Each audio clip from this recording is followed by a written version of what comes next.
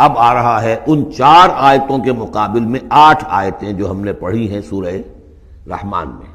الرحمن علم القرآن خلق الانسان علمہ البیان، اور اس میں جو مضمر تھا کہ اس کا حق کیا ہے، خیرکم من تعلم القرآن وعلمہ۔ اب یہ دیکھیے اس عکسی ترتیب میں آخری مضمون آ رہا ہے، فلا اقسم بمواقع النجوم، تو نہیں، قسم ہے مجھے ان جگہوں کی، ان مقامات کی جہاں ستارے ڈوبتے ہیں۔ آج سے پہلے ہم کچھ نہیں کہہ سکتے تھے ان کے بارے میں، آج کچھ اندازہ ہوا ہے۔ بلیک ہولز کائنات کے اندر، یہ بلیک ہولز ہیں جن میں بڑی بڑی گیلیکسیز گم ہو جاتی ہیں، بڑے بڑے ستارے، ہمارا سورج بیچارہ کچھ بھی نہیں، اس سے کروڑوں گنا بڑا ستارہ، اور ایسا گم ہوتا ہے کہ نام و نشان نہیں رہتا۔ اس کے قریب سے کوئی چیز گزر جائے اس کو کھینچ لیتا ہے وہ بلیک ہول، اور وہ سب کا سب معدوم ہو کر رہ جاتا۔ تو جیسے میں نے وہاں بیان نہیں کیا تھا، وَالنَّجْمِ إِذَا هَوَىٰ، ستارہ جب کہ وہ گرتا ہے، اور ستارے ہیں ایک تو یہ جو ہم دیکھتے ہیں کہ وہ شہاب ثاقب، یہ تو اور شے ہے۔ یہ تو جیسا کہ ہم نے دیکھا کئی جگہ آ چکا ہے کہ شیاطین جن کو کھدیڑنے کے لیے، بھگانے کے لیے، لیکن ستارہ، بڑے بڑے ستارے معدوم ہو گئے، نئے ستارے وجود میں آ رہے ہیں، پرانے ختم ہو رہے ہیں، نئی گیلیکسیز وجود میں آ رہی ہیں، پرانی گیلیکسیز ختم ہو گئی ہیں۔ کہاں گئی ہیں؟ وہ بلیک ہولز ہیں اب بھی یونیورس کے اندر، واللہ عالم۔ لیکن یہ کہ جس شان کے ساتھ یہاں اللہ تعالیٰ نے تذکرہ کیا ہے، فلا اقسم بمواقع النجوم وانہ لقسم لو تعلمون عظیم، اور یہ یقیناً ایک بہت بڑی قسم ہے اگر تمہیں معلوم ہو جاتا۔ ظاہر بات ہے کہ آج اگر کچھ معلوم ہو رہا ہے تھوڑا سا، تو 1400 برس پہلے تو کچھ پتہ نہیں تھا ستارہ کہاں ڈوبتا ہے کہاں جاتا ہے۔ وہ تو شہاب ثاقب ہی کو سمجھا ہوگا اس آیت کا بھی مفہوم۔ تو اصل بات کیا، قرآن مجید کا ٹیکسٹ، اس کا جو مفہوم آج سے 1000 سال پہلے سمجھا گیا وہ ہم پر بائنڈنگ نہیں ہے۔ ہاں جو قرآن کا عملی پہلو ہے، حلال اور حرام کے جو احکام ہیں، وہ وہی جو پہلو نے سمجھے ہیں، اس کے لیے تو ہمیں پیچھے جانا ہوگا۔ دوڑ پیچھے کی طرف ہے گردش ایام تو، اسلاف نے کیا سمجھا، ان سے پہلوں نے کیا سمجھا، صحابہ نے کیا سمجھا، اور محمد رسول اللہ نے کیا سمجھایا۔ جہاں تک دین کا عملی پہلو ہے، پیچھے سے پیچھے، پیچھے سے پیچھے، یہاں تک کہ اپنے آپ کو محمد رسول اللہ کے قدموں میں پہنچا دیجئے۔ بمصطفیٰ برساں خویش را کے دی ہم اوست، اگر بؤ نہ رسیدی تمام بولا بیست۔ لیکن یہ سائنٹیفک فینومینا، یہ کریشن آف دی یونیورس، یہ ہسٹوریکل ریفرنسز، اب کہیں اشارے ہو جاتے ہیں جو کہ ہماری جو سائنس جیولوجی کی ہے اس سے متعلق ہے، کہیں وہ کاسمولوجی، ایسٹرونومی سے متعلق چیزیں ہیں، کہیں ایمبریولوجی سے متعلق چیزیں ہیں۔ اب یہ چیزیں ظاہر بات ہے کہ جو ایکسپلوژن ہو رہا ہے معلومات کا، اس کے حوالے سے جہاں جہاں بھی وہ چیزیں معلوم ہوتی جا رہی ہیں اس کو ہمیں فٹ کرنا ہے۔ لیکن جیسا کہ میں نے عرض کیا تھا، کھینچ تان سے نہیں، جہاں بھی وہ بات ٹھیک ہے اللہ کو، اس لیے کہ ان سے کسی حکم کا کوئی تعلق نہیں، کسی شے کی حلت و حرمت کا کوئی تعلق نہیں، یہ حکمت ہے۔ تو حکمت میں، سائنس میں آگے سے آگے بڑھیے، عمل میں پیچھے سے پیچھے، یہاں تک کہ ما انا علیہ واصحابی، جو حضور نے فرمایا جس پر میرا عمل ہے اور میرے صحابہ کا عمل ہے، زیادہ سے زیادہ کوشش ہو قریب سے قریب تر۔ فلا اقسم بمواقع النجوم وانہ لقسم لو تعلمون عظیم، یہ بہت بڑی قسم ہے جو ہم پیش کر رہے ہیں، اگر تم جانو۔ ایک وقت آ جائے گا کہ جان لو گے۔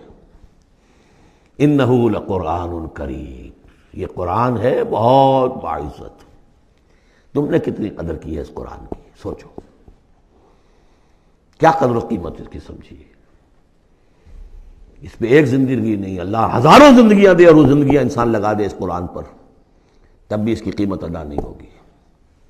انہ لقرآن کریم، اور یہ جو اصل قرآن ہے کہاں ہے؟ فی کتاب مکنون، یہ تو چھپی ہوئی کتاب ہے، ہم پڑھ چکے ہیں۔ انہ فی ام الکتاب لدینا لعلی حکیم، یہ تو ام الکتاب کے اندر ہے جو ہمارے پاس ہے، وہ ام الکتاب جس کے بارے میں پھر سورہ بروج میں آپ دیکھیں گے، بل ہوا قرآن مجید فی لوح محفوظ، وہ لوح محفوظ میں ہے۔ یہاں فرمایا فی کتاب مکنون لا یمسہ الا المطہرون، اسے چھوتے ہی نہیں، چھو ہی نہیں سکتے مگر بہت پاک، بالکل پاک مخلوق ہے، فرشتے، کلا انہا تذکرہ فی صحف مکرمۃ مرفوعۃ مطہرۃ بایدی سفرۃ کرام بررہ. یہ تو ان فرشتوں کے ہاتھوں میں ہے، وہ فرشتے اسے چھوتے ہیں اس کتاب کو، کہ جو کرام بررہ فی صحف مکرمۃ، بڑے ہی باعزت صحیفوں میں ہے وہ، فی صحف مکرمۃ مرفوعۃ مطہرۃ ایدی سفرۃ، ان لکھنے والوں کے ہاتھ میں ہے وہ، کرام بررہ، جو کرام ہے بڑے باعزت ان فرشتوں کا. تو لا یمسہ الا المطہرون. ویسے اس آیت سے ایک حکم نکالا فقہا نے کہ قرآن کو چھوا نہ جائے ناپاکی کی حالت میں.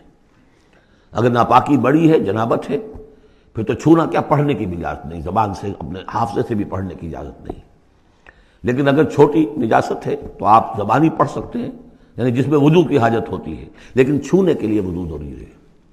لیکن یہ اصل میں اس آیت کا جو سمجھیے ایک ضمنی مضمون ہے، فقہا نے یہ نکال لیا مسئلہ. لیکن اس کا ایک اور مفہوم جو ہے بہت اہم ہے. قرآن کو تم چھو بھی رہے ہو، اور فرض کیجئے کوئی ناپاک آدمی بھی آئے گا چھو لے گا، کون روک سکتا ہے اسے، چھوئے گا. غیر مسلم پڑھتے ہی ہیں، چھوتے ہیں. اور یہ کہ تم پڑھتے بھی ہو، لیکن اس قرآن کا جو ایک اصل نیوکلیس ہے، اس کا جو اصل لب لباب ہے، اس تک تمہاری رسائی نہیں ہوگی جب تک کہ تمہارا اندر پاک نہ ہو چکا ہو. یہ باطن کی پاکی قرآن کے اصل علم اور فہم اور اس کی اصل ہدایت کو حاصل کرنے کے لیے شرط لازم. اس کا مرکز جو ہے تیرے وجود کے مرکز سے دور رہتا ہے. فرشتہ اگرچہ جان نکالتا ہے لیکن تیرے وجود کے مرکز سے دور رہتا ہے. قرآن کا بھی ایک وجود کا مرکز ہے.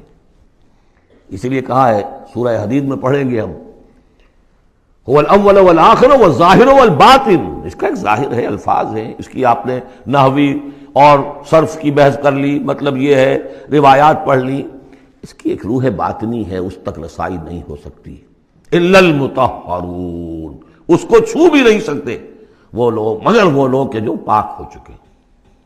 اسی لیے نوٹ کیجئے، چونکہ وہ مضمون اب آ چکا ہے، ایک مرتبہ اور آگے آئے گا سورہ جمعہ میں، 3 مرتبہ آ چکا ہے. حضرت ابراہیم اور حضرت اسماعیل نے جب دعا کی تھی، ربنا وبعث رسولا منہم یتلو علیہم آیاتک ویعلمہم الکتاب والحکمت ویزکیہم، تعلیم کتاب و حکمت کو پہلے رکھا تھا، تزکیہ کو آخر میں رکھا تھا. لیکن اللہ تعالیٰ کی طرف سے 2 مرتبہ ہم پڑھ چکے ہیں، ترتیب اللہ نے بدل دی. کما ارسلنا فیکم رسولا منکم یتلو علیکم آیاتنا ویزکیکم ویعلمکم الکتاب والحکمہ. تزکیہ پہلے، تعلیم کتاب و حکمت بعد میں. پھر سورہ آل عمران میں آیا لقد من اللہ علی المؤمنین اذ بعث فیہم رسولا من انفسہم یتلو علیہم آیاتہ ویزکیہم ویعلمہم الکتاب والحکمہ. تیسری مرتبہ پھر یہ آیت آئے گی سورہ جمعہ میں، هو الذی بعث فی الامیین رسولا منہم یتلو علیہم آیاتہ ویزکیہم ویعلمہم الکتاب والحکمہ. پہلے پاک کرو اندر سے، پھر اس کتاب کو سمجھو گے. ورنہ ہو سکتا ہے تفسیر لکھ دو لیکن تمہارا باطن اس سے جگمگائے گا نہیں، تمہاری اپنے اندر اس کا نور نہیں آئے گا.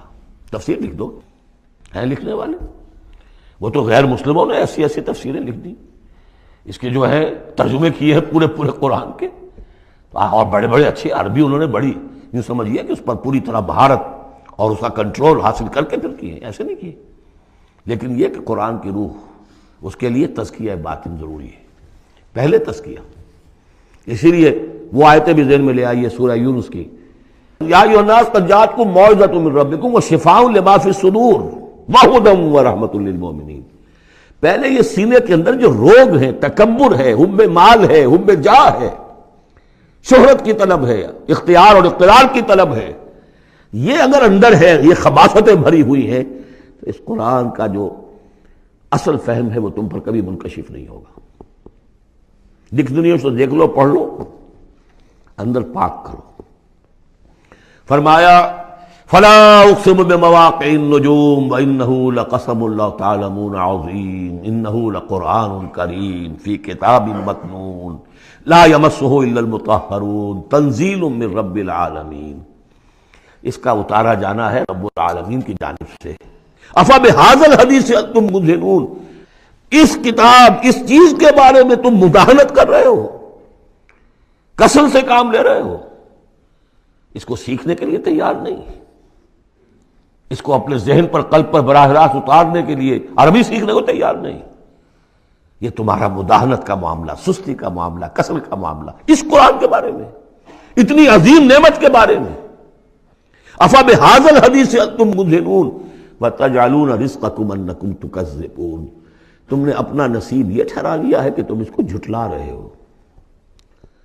جھٹلانا ایک تو تھا مشرکین عرب کا جو کہتے تھے یہ قرآن نہیں ہے، یہ اللہ کی کتاب نہیں ہے، یہ محمد نے خود لکھ لی ہے۔ ایک جھٹلانا وہ ہے جو عمل سے ہم جھٹلا رہے ہیں، جس کی مثال سورہ جمعہ میں آئے گی، مثل الذین حملوا التوراۃ ثم لم يحملوها كمثل الحمار يحمل اسفارا، مثال ان کی کہ جو حامل تورات بنائے گئے تھے پھر انہوں نے اس کی ذمہ داریوں کو ادا نہ کیا، ان گدھوں کی سی ہے جن پر کتابوں کا بوجھ لدا ہو، جو اللہ کی کتاب کا حق ادا نہیں کرتے، پھر ان کی مثال ان گدھوں کی ہے۔ آپ مکالمات فلاطوں کی جلدیں اور انسائکلوپیڈیا برٹانیکا جو ہے پورا کا پورا لا کر کسی گدھے کے اوپر لاد دیجئے تو اس سے اسے کوئی فائدہ ہوگا؟ یحمل اسفارا کمثل الحمار یحمل اسفارا بئس مثل القوم الذین کذبوا بآیات اللہ، بری ہے مثال اس قوم کی جس نے اللہ کی آیات کو جھٹلایا ہے۔ حالانکہ یہودیوں نے تورات کو کہ انکار تو کبھی نہیں کیا، ابھی تک سینے سے لگائے ہوئے ہیں جیسے بھی کچھ ہے ان کے پاس۔ تو عملی تکذیب یہ ہے، ما آمن بالقرآن من استحل محارمہ، جس نے قرآن کی حرام کردہ کسی شے کو اپنے لیے حلال ٹھہرا لیا، اس کا قرآن پر کوئی ایمان نہیں۔ یہ تکذیب ہے حال سے، عمل سے، وہ تکذیب ہے قول سے۔ ہم قول سے تکذیب نہیں کر رہے، ہم کہتے ہیں اللہ کی کتاب ہے یہ۔ ہمارا عمل دیکھیں، کیا اس قرآن کو تم نے پڑھا، سمجھا، اس کے لیے زندگی کا کوئی وقت صرف کیا؟ معمولی کیریئرز کے لیے 20 25 سال کی تعلیمیں ہیں جو آج کل انسان حاصل کر رہے ہیں۔ یہاں سے MBBS کیا ہے، پھر کوئی FSMG کا امتحان دیا ہے، پھر امریکہ میں گئے، پھر امتحان دیا ہے، پھر وہاں، اور پھر وہاں پر ریزیڈنسی ہو رہی ہے، پھر نہ معلوم اس کے بعد ہے، پھر وہاں سے جو ہے ڈپلومیٹ بننے کے لیے، اور جو وہاں پہ بنے ہوئے بورڈز، ان سے آدمی کی عمر ہو جاتی 35 برس 40 برس لگے ہوئے۔ اس لیے اس دنیا میں اچھی ذرا معاش اچھی ہو جائے گی، پیسے اچھے ہوں گے، اپنا سٹینڈرڈ آف لیونگ اونچا ہو جائے، اور کیا ہوگا؟ تو تم نے اس کتاب کے ساتھ تمہارا سلوک کیا ہے، یہ تکذیب حالی ہے۔ وَتَجْعَلُونَ رِزْقَكُمْ أَنَّكُمْ تُكَذِّبُونَ، وہاں مثبت انداز آیا تھا، الرحمن علم القرآن خلق الانسان علمہ البیان، اس میں مضمر کیا بات تھی؟ اپنی ساری صلاحیت، ذہانت ہے تو صرف کرو اسے سمجھنے پر، اور اگر اللہ تعالیٰ نے کوئی طلاقت لسانی دی ہے تو صرف کرو اسے بیان کرنے پر، یہ اس کا مصرف ہے۔ اور یہاں جو یہ نہیں کرتے ان کے اوپر یہ گرفت ہے، افبہذا الحدیث انتم مدہنون وتجعلون رزقکم انکم تکذبون۔